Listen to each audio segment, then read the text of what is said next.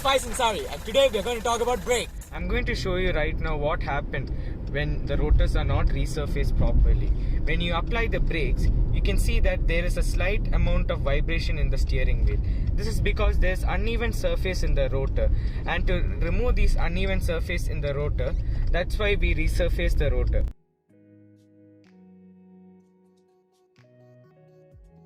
Before we start fiddling with the car, these are the tools required to get this job done. This can be even done using common house tools too.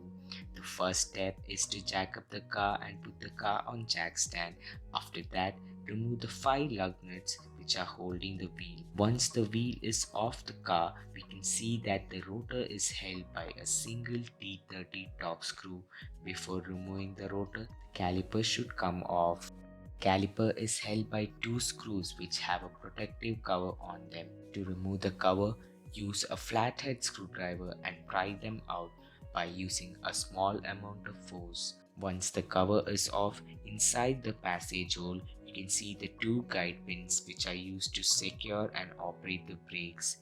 Now use the ratchet with the appropriate socket to undo the 2 screws. As we can see here, both the screws are removed from the bracket. After making sure they are off, we can slide the caliper assembly off the rotor. Now that the calipers are free, it's time to remove the brake pads. For removing the brake pads, we must push the pads by forcing them outwards like this. The pads will come out. After removing the brake pads, the caliper assembly must be secured. For this, use the good old zip tie, and when securing them, make sure that there is no pressure on the brake line. The caliper can be hung on the strut. Now that the calipers are off, it's time to remove the rotor. To remove the rotor, use the T30 screwdriver to undo the screw, and sometimes this rotor can be a bit tricky to get off due to the rust it has accumulated over the years. For this, use your good old hammer and give it light taps on the edges, and the rotor will be off. Now, since the rotor is getting resurfaced, it's the best time to clean the area around it using a wire brush for the caliper and some good quality brake cleaner. And make sure that you have some old rugs from your mom's almirah.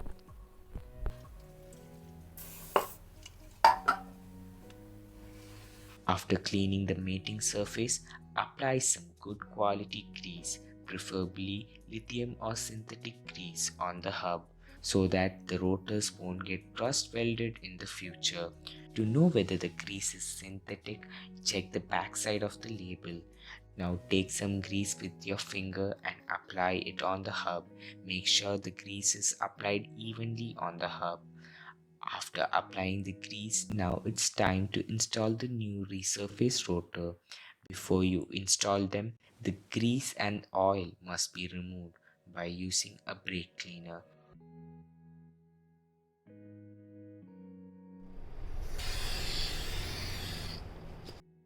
Installing the rotor is same as removing them.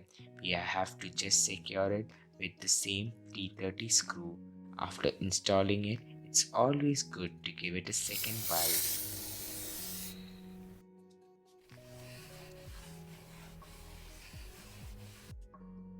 Before installing the calipers, the guide pin must be cleaned from its old grease using some brake cleaner or some good quality degreaser. If you don't have the fancy stuff, even some good old diesel will work.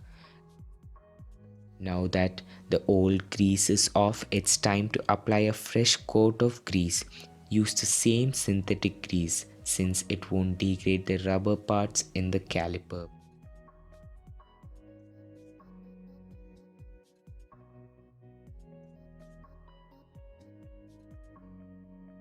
Spread the grease evenly with your finger and make sure that the pins move freely in and out just like this. The next step is to install the brake pad and grease the mating surface to have a free movement while applying the brakes. It's always advised to use new brake pads, but however I am using the old ones because it still has some meat left in it. The brake pads are snap-on type, and before installing the caliper, the pistons should be compressed back. This can be done using a C-clamp. Now that we have installed the pads, it's time to put everything back together. After tightening all the nuts and bolts, it's always good to use a torque wrench to tighten as per the spec. If you don't have a torque wrench, it's not a big deal. Just use your mind and tighten it by feel. For every cars, these specs can be referred using repair manuals and online workshop manuals as well. I'll link a website for those manuals in the description. Now that one side is done, it's time to tackle the other side using the same method.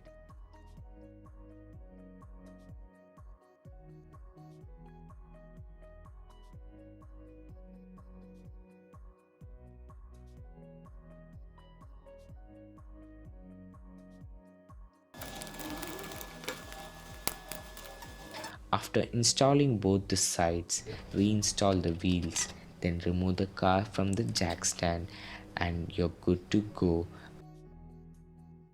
I hope you all like this video.